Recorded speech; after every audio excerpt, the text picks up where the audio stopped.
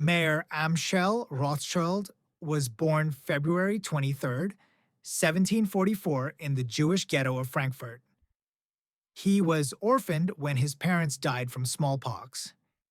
He apprenticed at Oppenheimer Bank in Hanover and returned to Frankfurt in 1763 as a coin dealer. In 1769, he became court agent for Prince Wilhelm IX of Hesse-Kassel, one of the richest men in Europe who made his fortune renting Hessian mercenary soldiers. Meyer married Gutla Schnapper in 1770. They had 5 sons and 5 daughters. All survived to adulthood. His innovation was sending his 5 sons to 5 European financial centers. Each established his own financial institution, coordinating operations across borders. In 1812, they signed a family agreement for equal profit and loss sharing. No single branch bore disproportionate exposure. It was a collective balance sheet mechanism with rapid risk pooling and cross-border capital flows. From 1813 to 1815, Nathan in London was instrumental in financing the British war effort. He organized shipment and transfer of bullion and funded the Duke of Wellington's armies in Portugal and Spain. He moved gold across French lines, smuggling through Napoleon's continental blockade. He loaned £9.8 million to the British government, roughly £1+ billion today. After Napoleon, James in Paris financed the Bourbon Restoration in 1815. The family was positioned to profit regardless of who won. On June 18, 1815, at the Battle of Waterloo, Nathan's courier arrived in London 24 hours before official news. The legend says he sold bonds. The market panicked, thinking Britain lost. Prices crashed. He bought back at rock-bottom prices. Victory was confirmed.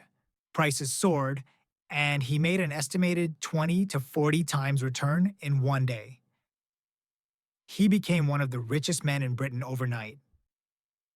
From 1866, during the Austro-Prussian War, Salomon's sons financed the Austrian war effort, while the Frankfurt branch financed the Prussian war effort. Austria lost. The Rothschilds collected from both. From 1870 to 1871, during the Franco-Prussian War, James in Paris financed the French war effort with over £10 million, while the Frankfurt branch financed the Prussian-German war effort. France lost and paid a 5 billion franc indemnity. The Rothschilds facilitated the indemnity payment and made fees from both sides. Then they financed France's post-war recovery loans. This is the story of the family that couldn't lose because they financed everyone. Hey, I'm Brandon, and welcome back to my Money Mint. If you like learning how money and finance quietly shape the biggest events in history, take a second to subscribe. Today, I'm going to take you through how the Rothschild family got their start and how they grew into the banking dynasty that had more power than many kings. All right, let's get into it. Mayor Amschel Rothschild was born February 23rd, 1744, in Frankfurt am Main, Germany. His original name was Mayer Amschel Bauer. The name changed to Rothschild means red shield from the red sign outside the family home. He was originally intended for the rabbinate, religious scholarship. He apprenticed at Oppenheimer Bank in Hanover from 1757 and returned to Frankfurt in 1763. His initial business was as a coin dealer in rare coins, antiques, and curiosities, along with money changing and banking. His reputation was built on discretion and reliability. In 1770, he married Gutla Schnapper. His breakthrough came in 1765 when he made a connection to Prince William of Hesse. In 1769, he became court agent for Prince Wilhelm IX of Hesse-Kassel, later Wilhelm I, Elector of Hesse. Prince Wilhelm was one of the richest men in Europe. His source of wealth was renting Hessian mercenary soldiers. During the American Revolutionary War, he made a vast fortune from mercenaries. This was a lucrative opportunity for Meyer to provide loans and financial management. Meyer's innovation was sending his 5 sons to 5 European financial centers. The strategy was to expand the family business across Europe. Each son would establish his own financial institution and coordinate operations across borders. Amschel Rothschild, born 1773, stayed in Frankfurt, Germany, and managed German operations. He was the eldest son and inherited his father's position. Salomon Rothschild, born 1774, went to Vienna, Austria, and financed the Austrian Empire. He was ennobled in 1822 by the Austrian Emperor. Nathan Rothschild, born 1777, went to London, England. He was the most powerful of the brothers, financed the British Empire, and became the richest in the family. Karl Rothschild, born 1788, went to Naples, Italy, and financed Italian states. James Rothschild, born 1792, went to Paris, France, and financed French governments. He was the youngest but extremely powerful. In 1816, 4 sons were elevated to Austrian nobility by Emperor Francis I. In 1818, Nathan was elevated, delayed because he was in enemy territory during wars. On September 29, 1822, all 5 were granted the Austrian hereditary title of Freiherr, or Baron. Later, the British branch was elevated by Queen Victoria.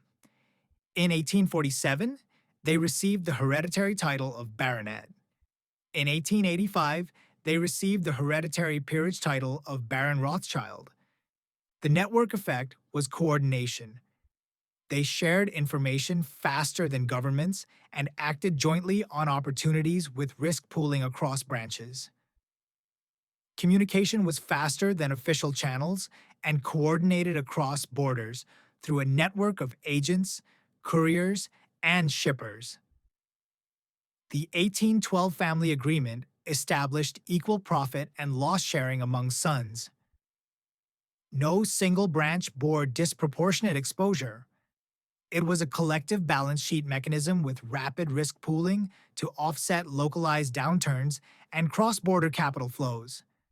The information advantage came from their courier network. They used carrier pigeons from roughly 1820 to 1850, riders on horseback, boats, and private couriers. The speed was faster than official government channels and faster than competitors. The value was knowing battle outcomes before markets, knowing political events before official news, and information arbitrage. On stock exchanges, the strategy was simple. Information equals money. Know outcomes before markets react. Buy low, sell high based on advanced knowledge. The Battle of Waterloo legend is dated June 18, 1815. The story is that Nathan knew Napoleon lost before the London government.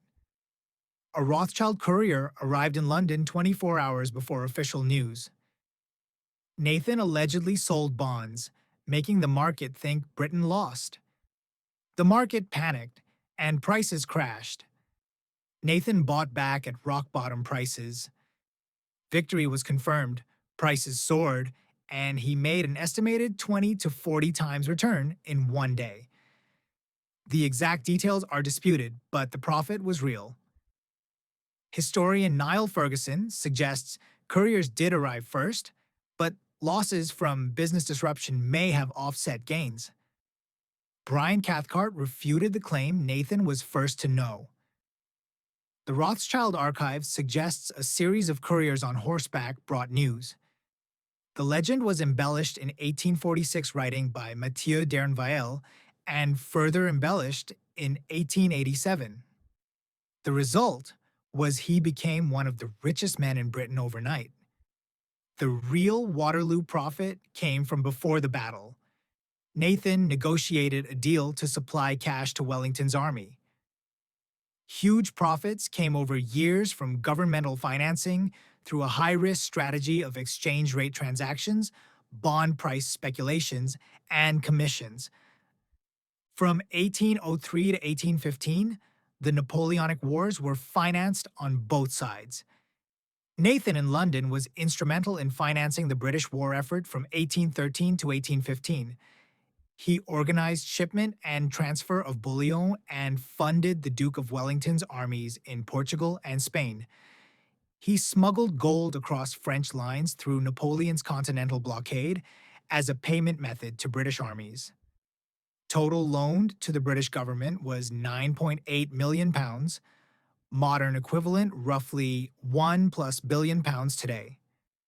Some estimates put the total for the war effort at over £50 million.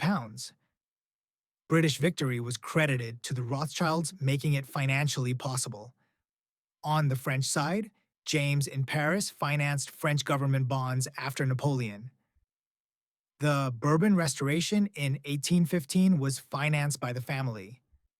They were positioned to profit regardless of the winner. They created a network of agents, couriers, and shippers to provide funds to armies, transfer money across borders, and exchange currencies. They pioneered international banking as the first truly multinational bank.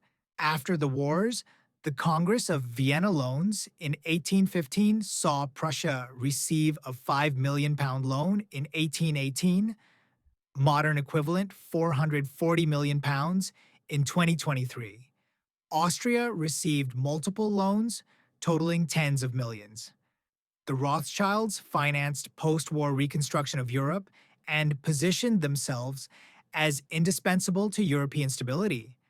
Salomon in Vienna became chief financier of the Austrian Empire. Austrian Chancellor Metternich was a close ally of the Rothschilds. Railway financing included the Kaiser Ferdinand Nordbahn, the first major Austrian railway in the 1830s and 1840s. Total loans were hundreds of millions of gulden over decades. They financed industrial development in iron and coal. Salomon was ennobled by the Austrian emperor in 1822 and died in 1855 in Vienna. James in Paris became the dominant French banker. He financed the restored monarchy from 1815 to 1830, financed Louis Philippe during the July Monarchy from 1830 to 1848, and financed Napoleon III during the Second Empire from 1852 to 1870. Every regime, regardless of ideology, needed Rothschild money. He held a railway monopoly with Chemin de Fer du Nord, the Northern Railway, and financed the French railway network. He died November 15, 1868 in Paris. Nathan became the British government's primary banker. From 1825 to 1826, he supplied enough coin to the Bank of England to avert a liquidity crisis. In 1875, Lionel de Rothschild, Nathan's son born 1808, financed Disraeli's £4 million purchase of Suez Canal Company shares from Egypt's Khedive Ismail Pasha, with an overnight loan on November 25, 1875 without parliamentary approval because Parliament was in recess. This secured Britain a significant stake in the canal. Nathan helped stabilize the British currency on the gold standard. He financed the De Beers diamond monopoly in South Africa, supporting Cecil Rhodes's development. Leopold de Rothschild, born 1845, administered Rhodes's estate after 1902, including the Rhodes Scholarship Scheme at Oxford. The Boer War from 1899 to 1902 saw the Rothschilds finance the British war effort. They were the largest underwriter of government debt through British bonds.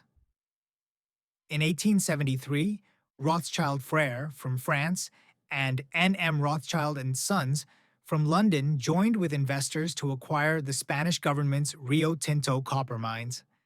Nathan died July 28, 1836 in Frankfurt, while attending his son Lionel's wedding. He was buried at Brady Street Ashkenazi Cemetery in Whitechapel, London. The funeral on August 8, 1836, included a procession with the Lord Mayor of London and 3 police superintendents. His personal net worth was 0.62% of British national income. His legacy secured the position as preeminent investment bankers in Britain and Europe. The business model of financing both sides simultaneously is clear from the Austro-Prussian War in 1866. Salomon's sons financed the Austrian war effort, while the Frankfurt branch financed the Prussian war effort. Austria lost. The Rothschilds collected from both. The family couldn't lose regardless of outcome because the risk was hedged. During the Franco-Prussian War from 1870 to 1871, James in Paris financed the French war effort with over £10 million, while the Frankfurt branch financed the Prussian-German war effort. France lost and paid a 5 billion franc indemnity. The Rothschilds facilitated the indemnity payment and made fees from both sides. Then they financed French post-war recovery loans. The core principles were never take sides politically, only financially. Finance all major powers simultaneously. Hedge, if client A loses to client B, collect from B, then finance A's recovery. Use information from the courier network to gain an edge over competitors. Maintain neutrality like Swiss-style banking before Switzerland. Mitigate risk by spreading across 5 countries and multiple governments. Mayor Amschel's guidelines were to conduct all transactions jointly with 5 branches acting as one. Never aim for excessive profits. Prioritize long-term relationships over short-term gains. Finance governments, not revolutions, because stability equals repayment. Maintain secrecy, don't publish accounts, and don't discuss wealth. The peak wealth and influence from the 1850s to 1900s made them the largest private fortune in the world during the 19th century. Modern equivalent estimates range from $400 billion to $1 trillion, though this is disputed. They had political access, meeting with kings, emperors, and prime ministers regularly. Nathan Rothschild is attributed the quote, "I care not what puppet is placed on the throne. The man who controls the British money supply controls the British Empire, and I control the British money supply." Mayor Amschel Rothschild is attributed, "Give me control of a nation's money supply, and I care not who makes its laws." Authenticity is disputed, but it captures the strategy. Their financial power meant they could make or break governments through bond markets, control access to capital, and decide who gets financed for wars. Specific war financing examples include the Crimean War from 1853 to 1856, where they financed the British and French Allied war effort against Russia with £16 million to Britain and millions to France. Russia was isolated and couldn't access Rothschild capital. During the American Civil War, from 1861 to 1865, they refused to finance Confederate bonds because they opposed slavery. They had limited involvement with Union bonds as it was a risky investment. This was a rare instance where they didn't finance both sides due to a moral position on slavery. During the Russo-Japanese War from 1904 to 1905, Jacob Schiff, related by marriage, raised $200 million for Japan, while the Rothschilds refused Russia because they opposed Russian pogroms against Jews. This was another exception where they took a political position based on treatment of Jews. Railway financing was infrastructure control. The strategy was that controlling infrastructure means controlling the economy. In France, they controlled Chemin de Fer du Nord, the Northern Railway. In Austria, the Kaiser Ferdinand Nordbahn was the first major railway. They financed multiple railway lines in Italy, Brazilian railway projects from the 1850s to 1870s, and the Continental Railway network in Belgium. Total investment was hundreds of millions across Europe, with estimates over £200 million. Mining and resource financing included monopoly control of Spanish mercury mines at Almaden. They financed De Beers in South Africa for Cecil Rhodes. They were major gold dealers and refiners. They controlled Chilean copper mines and Rio Tinto from 1873. The strategy was that controlling commodities means controlling industrial economies. Central banking influence is important to distinguish. The common misconception is that Rothschilds owned central banks. The reality is they had influence through bond dealing. Nathan was the primary dealer in British government bonds, but not the owner of the Bank of England. James had significant influence at Banque de France. Salomon had close ties to the Austrian National Bank. The Russian Empire loan in 1822 was an early Eurobond issued jointly across Rothschild houses in London, Paris, Frankfurt, and Vienna. The family intermarriage strategy used endogamous marriages. In the first generation, cousins married cousins within the Rothschild family. The purpose was to keep wealth in the family and prevent dilution.